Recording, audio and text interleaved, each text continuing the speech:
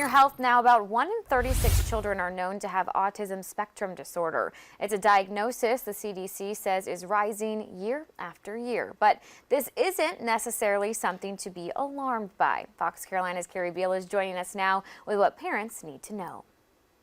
Haley, in the last 10 years, we've seen the number of children diagnosed with autism nearly double. But the CDC doesn't believe that increase is because there's more children with autism.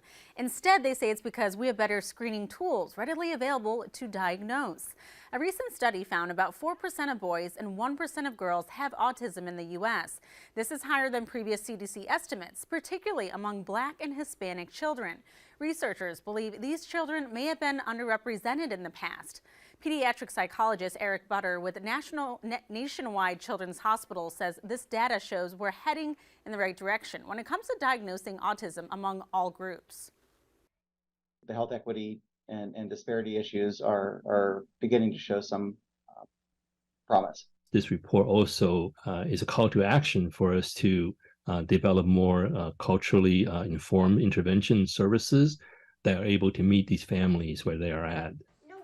Dr. Butter says early detection is critical as treatment has a greater impact when children are young.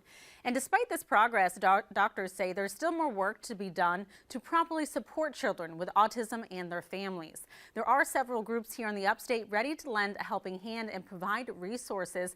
They include Project Hope Foundation, the Greenville Teach Program, and the South Carolina Autism Society. Kari Beal, Fox Carolina News.